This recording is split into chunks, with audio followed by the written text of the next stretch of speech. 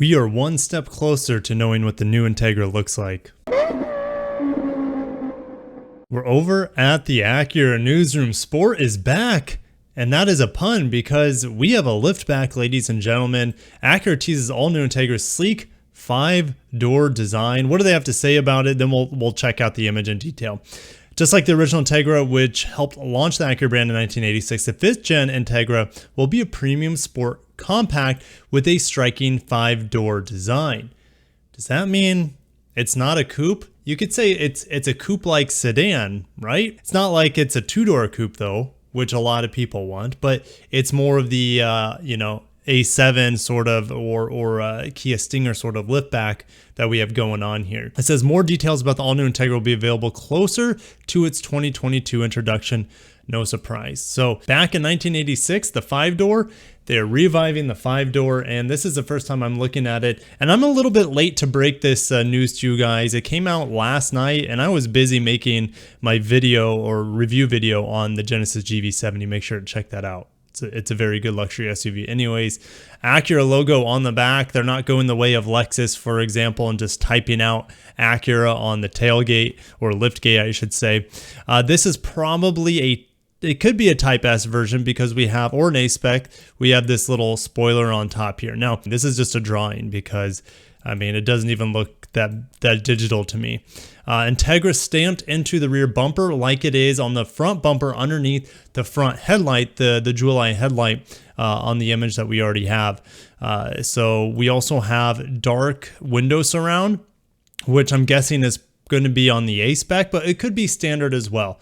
And then the elephant in the room is this liftback. This is definitely a liftback. It doesn't remind me so much of a hatchback because the lid is just so small. And I'll have to look up the differences between liftback and hatchback, but this is definitely more of a liftback from what I'm aware of compared to a hatchback. But what do you guys think? Liftback, hatchback, what's the difference? We also had, this is where you're going to put your hand to lift it up. So more lift action for the lift back. And the lines are pretty good. I mean, very sloping roof line. It's a 4-door, actually a 5-door. So guys, does this make you more excited, less excited? I'm indifferent. Anything new Integra, it gets me to the moon and back in terms of excitement. Let's talk about these rear tail lights. The chicane taillight is still there just like it is on the front headlights. Actually, if you look at it, if you take out the red out of here, this almost looks like it could be a headlight, right? So we almost have a mirroring of the headlights as the taillights. But what's different, instead of the daytime running lights here, well, this is kind of like the daytime running lights of chicane, right? But on top of that, we also have these dotted lines, which get bigger as it goes outwards towards the edge of the vehicle. And it kind of reminds me of the dotted lines separating the lanes. So it's almost kind of giving you this impression that the vehicle is moving because of the dotted lines. Does that make sense? As they get bigger, that means the dotted lines are coming closer to you. As they get smaller, those are the ones further away. You guys know what I'm talking about. So that's pretty cool. And I guarantee this design is going to make it to production. Everything we've seen so far, this is the official production design. Now, again, this is not a real vehicle we're looking at. This is just a drawing. And even if I brighten it up, there's nothing to see in the front or anything like that. I mean, we can see a little bit more of the dash and maybe the rear of the headrest, but that's about it. So it's a drawing for sure. And it's it's going to be a while probably before we get a full render. But while I have you, I figured we would look at the potential powertrains. Acura, well, more specifically, John Ikeda has said that there will be a hybrid, maybe not at launch, but there will be a hybrid of the new Integra. So it's kind of fun to figure out what might be going in this. I'm expecting the base engine to be the 1.5 liter turbo with about 205 horsepower and 192 pound-feet of torque. That's the exact same specs that we have on the outgoing Civic Si. We will be getting a new Civic Si by the end of the year, by the way, and I will bring you coverage on that. But it's currently mated to an 8-speed DCT, or should I say the 2.4 liter in the current ILX is mated to the 8-speed DCT. They could ditch it for the 10-speed automatic. It's hard to say what they'll do with the transmission. Front-wheel drive, of course, as Integra has always been. There might be some exceptions. There may have been some all-wheel drive variants at some point in time. But 30 miles per gallon, And the hybrid, what is this going to be? Well, I think that's going to be the top of the line sport hybrid or Type S hybrid. It will have super handling all-wheel drive. Again, take it with a grain of salt. This is just what I'm expecting and wanting. And it's going to take this 1.5 liter turbo and electrify it. And it's going to give it all-wheel drive because I'll put an electric motor in the rear. It's hard to say if they would be able to give us a manual transmission with either of these new Integras. For the sake of nostalgia, for the sake of unity with the car, for enthusiasts out there, I wish we have a 6-speed manual. Acura has essentially done it through Honda with the CRZ. I saw one yesterday, so it's at the top of my mind. So yeah, it could be possible to see 256 horsepower and about the same amount of pound-feet of torque with an electrified all-wheel drive 1.4 liter turbo. But again, transmissions are really, really weird to think about with a hybrid. So definitely stay tuned for that. Could they just go the simple route and put the Type R engine from the Civic Type R into the Type S Integra? I mean, that would be the simple way to go, but I mean, that makes the Integra 0% special other than it having a liftback and really cool designs. I mean, why wouldn't you just get a cheaper Civic Type R at that point? You know what I mean? So yeah, it needs to be different. And I think going electrified and given all-wheel drive would definitely signify that difference in the brand's identity. Super handling all-wheel drive and Acura are like peanut butter and jelly. And if they don't give super handling all-wheel drive to the new Integra, that is leaving money on the table, leaving their identity on the table, in my opinion, in the modern era. And could you say leaving the 6-speed manual off the table could be leaving its identity and its heritage behind? It absolutely could be, but hopefully they give us some sort of 6-speed manual on one of the trims. Both would be ideal, but it's really hard to say. Hopefully they'd be able to give it to us for around $35K, the Type S. Now, that might be a bit lofty, but man, could you imagine $35K for an super handling all-wheel drive? Of course, it would start at $35K, probably option it out to 40, low 40s, but that's just what I want. That's what I want to see. I'll see you guys down below what you would like to see in the new Integra Type S, not Type R. Not getting a Type R. Talked about that in multiple videos. Type S Integra. And here we go. We need to talk about a couple other things here. So the Subaru Solterra, their first ever fully electric vehicle that I'm aware of, it's on the ETNJ platform developed with Toyota.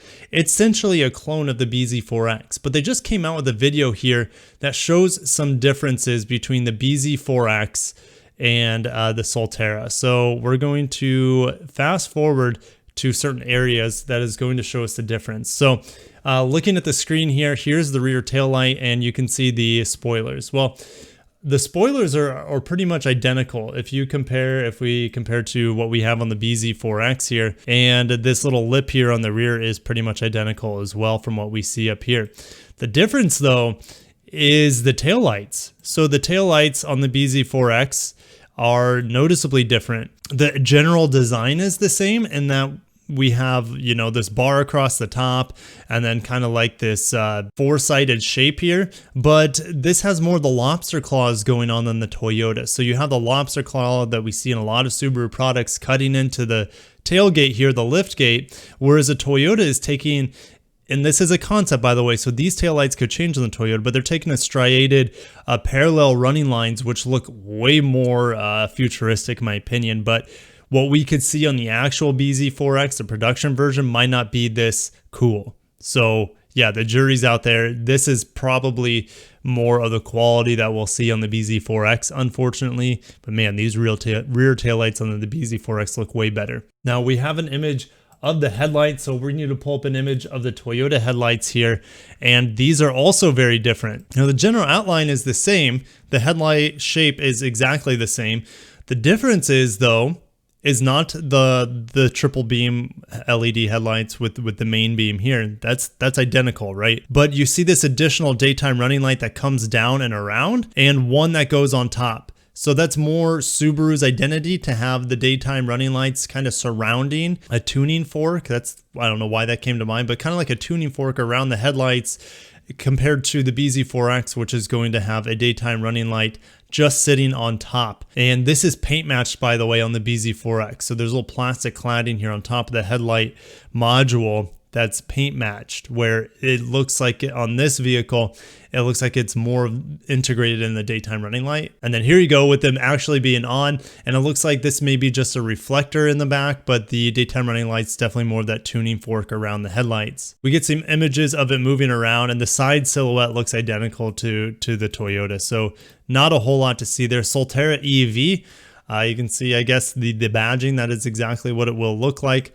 And more images of the interior, which is the clone of what we see in the BZ4X. Make sure to watch my walk around video on the BZ4X. But the Subaru Solterra is essentially a clone of that vehicle. And you can see it actually has fog lights, which I don't remember the BZ4X having. So if I bring the BZ4X into frame here, and show the fog lights here.